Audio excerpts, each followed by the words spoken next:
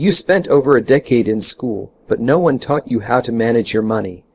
No one showed you how to understand your emotions, solve real-world problems, or communicate in a way that actually opens doors. You memorized facts, passed tests, but were you ever taught how to live? Today, we're diving into the skills school never taught but life demands. You know, it's a funny thing. We go through all those years of school, math, science, history. They teach us how to solve equations and memorize dates. But there's one thing they often forget to mention: how to understand ourselves and deal with other people. Emotional intelligence. It's one of those skills you don't see on a report card, but it ends up being one of the most valuable tools you'll ever carry with you. You see, emotional intelligence is all about knowing how to respond instead of react.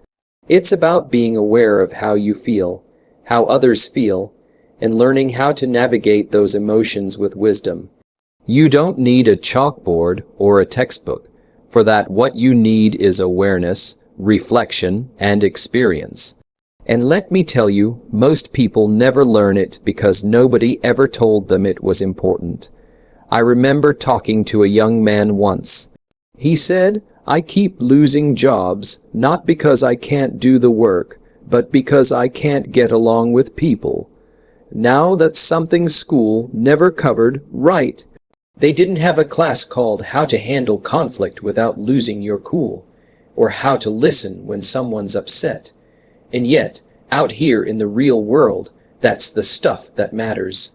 You can be the smartest person in the room, but if you can't manage your own emotions or connect with others, you'll find yourself stuck more often than not. Think about it. Every great leader, every successful entrepreneur, every strong relationship, it all comes down to the ability to connect, to stay calm under pressure, to inspire, to listen, to understand. That's emotional intelligence at work, and it's not just about keeping your temper in check. It's about mastering your mind and reading the room. It's knowing when to speak and when to be silent. It's knowing how to encourage others instead of shutting them down. And most of all, it's knowing how to take control of your own state of mind, so you're not driven by anger, fear, or frustration. But it starts with you. Before you can lead anyone else, before you can build anything worthwhile, you've got to learn how to lead yourself. That means checking in with your thoughts, noticing how you're feeling, and asking why. That means when something goes wrong, you don't just lash out. You take a moment, breathe, and respond with purpose. That means when someone criticizes you, you don't crumble. You consider it, take what's useful, and move on with grace. That's strength, that's maturity, that's real intelligence, and I'll tell you what else.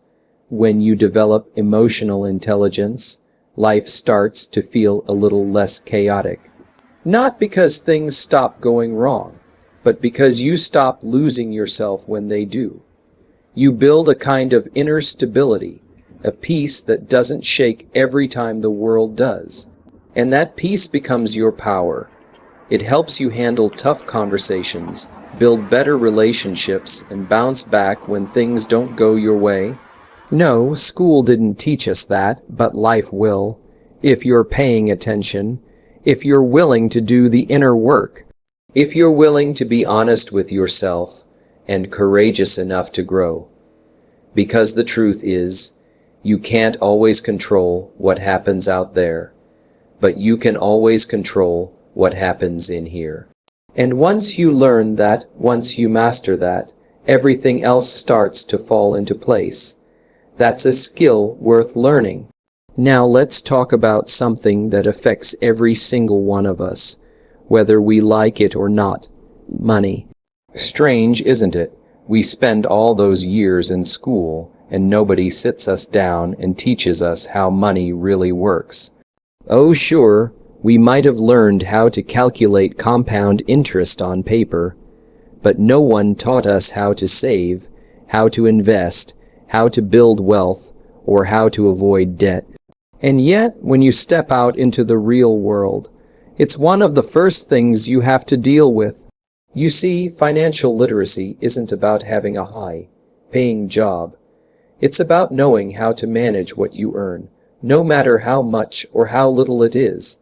I've seen folks making six figures living paycheck to paycheck. Why? Because they never learned how to handle money. It's not what you make, it's what you keep. It's what you do with what you keep. That's the difference. Money is a tool. It's not good or bad. It just amplifies who you are. But most people never learned how to use it wisely. We're taught how to earn a living, but rarely how to make money work for us. That's the missing piece.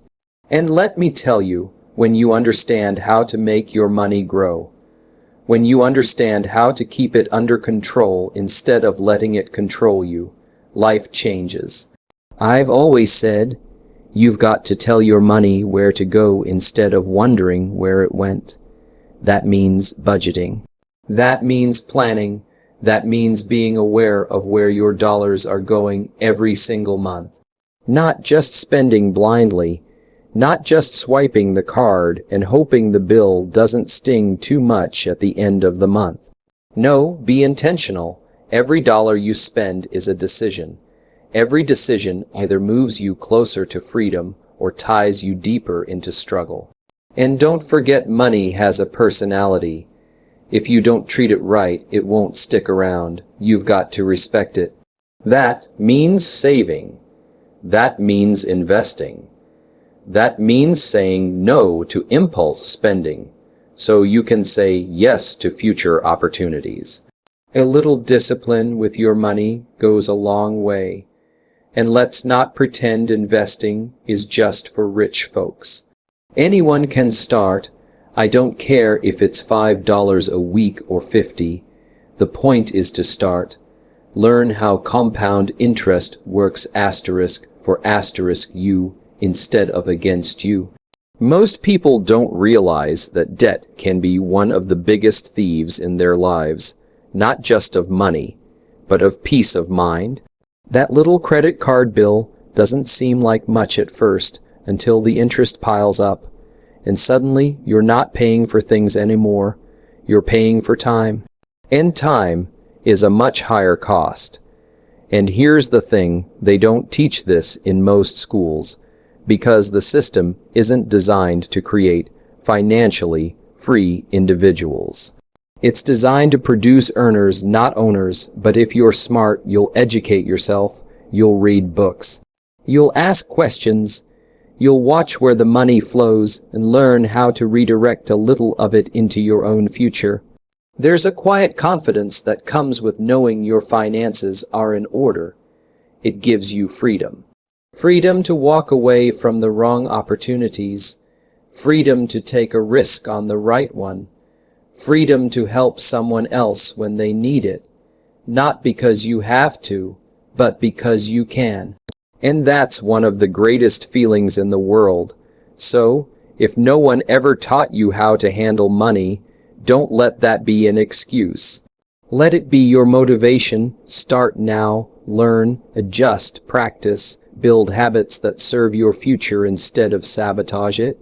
Because when you master your money, you take control of one of the most powerful forces in your life. That's a skill worth learning. One of the most valuable skills you'll ever develop is your ability to really think. Not just to memorize facts or repeat what someone else said, but to look at a situation, break it down, and ask, what's really going on here? What are my options? What's the best move forward? That's called critical thinking, and if you want to succeed in life, business, relationships, goals, you name it, you've got to sharpen that ability. Now let me ask you, how often were you taught to question the question? Not just solve a problem, but look at asterisk, why asterisk the problem exists in the first place. Most of us were trained to find the right answer, quickly fill in the blank, pick A, B, C, or D, and move on. But life doesn't come with multiple choice tests. Life throws messy, complicated problems at you, and it's up to you to figure them out. When you learn how to think critically, You stop taking things at face value. You start asking better questions. And better questions lead to better answers. That's how you solve problems. That's how you come up with ideas that move the needle. Not by copying what's always been done, but by looking at what could be done, by seeing possibilities others miss. I'll tell you something else. People who can solve problems are always in demand. Always. You show up in a room full of problems with a calm head and a clear plan, and suddenly you become the most valuable person there. Not because you have a fancy title, not because you went to the best school, but because you can see what others can't and do what others won't. You can think, you can reason, you can respond instead of react. That's powerful, and here's where most people go wrong. They think thinking is just about being smart. It's not. It's about being disciplined. It's about slowing down enough to look at a situation from different angles. It's about separating facts from feelings, truth from assumption. Just because something feels urgent doesn't mean it's important. Just because it worked once doesn't mean it'll work again. You've got to stay sharp. You've got to stay open. And problem solving, that's the action side of thinking. That's where you roll up your sleeves and say, all right, what can I do with what I've got? Sometimes life gives you lemons, and you don't just make lemonade, you open a lemonade stand. You franchise it, you brand it. That's problem solving. That's turning obstacles into opportunities. But you don't get there without the right mindset first. Let me tell you, the world is full of complainers. People who point out what's wrong, but never lift a finger to fix it. Don't be one of those people. Be the person who sees a mess and says, let's figure it out.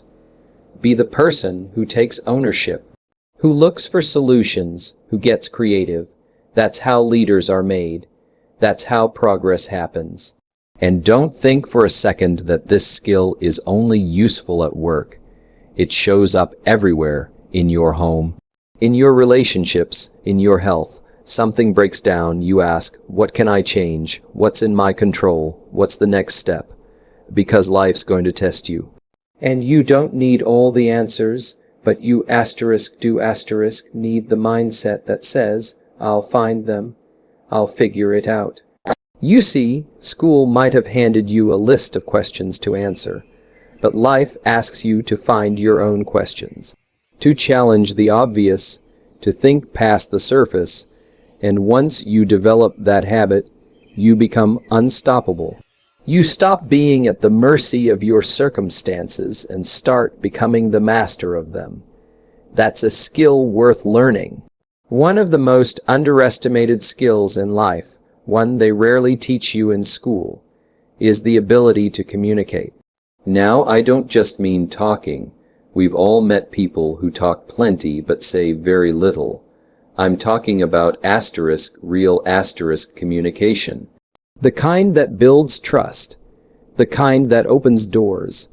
The kind that can turn strangers into allies and ideas into opportunities. See, in school, they might teach you how to give a speech or write an essay, but they often miss the bigger picture. Communication isn't just about the words you say. It's about the way you say them. It's about timing, tone, clarity, and connection. It's about knowing your audience and knowing yourself. It's the ability to express your thoughts clearly and listen deeply when it's someone else's turn to speak. Now, why is this so important? Because success is never a solo act. No matter how talented you are, you're going to need people. People to believe in your vision, to work with you, to support you, to buy into what you're doing. And if you can't connect with people, if you can't get your message across or understand what someone else is really saying, you'll find yourself stuck, even if you're brilliant. I've seen brilliant ideas fail simply because they were poorly communicated, and I've seen average ideas take off like wildfire because someone knew how to tell the story the right way. That's the difference. It's not just asterisk what asterisk you say. It's asterisk how asterisk you say it, and whether the other person feels heard, understood, and valued. And it doesn't stop there. You also need to know how to listen, really listen, not just wait for your turn to speak, but to hear what's underneath the words. That's where connection lives. That's where trust grows. When someone feels truly listened to, they'll tell you more, they'll open up, and you'll start to see what's really going on. And from there, now you're working with truth. Now you can actually solve problems and build something lasting. Then there's networking, and that's a whole different level of communication. It's not about using people or collecting business cards. It's about building genuine relationships. It's about showing up consistently, bringing value, and staying in touch. The truth is, your network can often open doors your resume can't. But if you wait until you need something to start building those relationships, it's already too late. The best time to build a bridge is before you need to cross it. And you don't need to be the loudest person in the room to be a great communicator.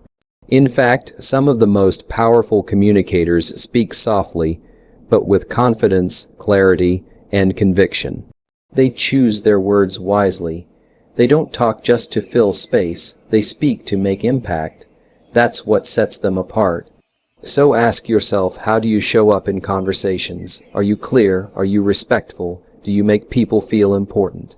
Because if you can do that, if you can make someone feel seen and heard, you're already halfway to building trust. And trust, that's the foundation of every great relationship, personal or professional. Now here's something else to keep in mind. Your ability to communicate grows as you grow. The more you develop yourself, your character, your thinking, your values, the more powerful your words become. Because when you speak from experience with integrity and purpose, people listen. They feel it. They respond. School didn't teach us that. They taught us how to answer questions, but not how to have conversations. They gave us vocabulary lists, but not the confidence to speak with heart. But here's the good news. You can learn. You can practice, you can get better, and as you do, your world starts to change. Because once you can communicate clearly and connect authentically, you stop being invisible. You become influential. That's a skill worth learning,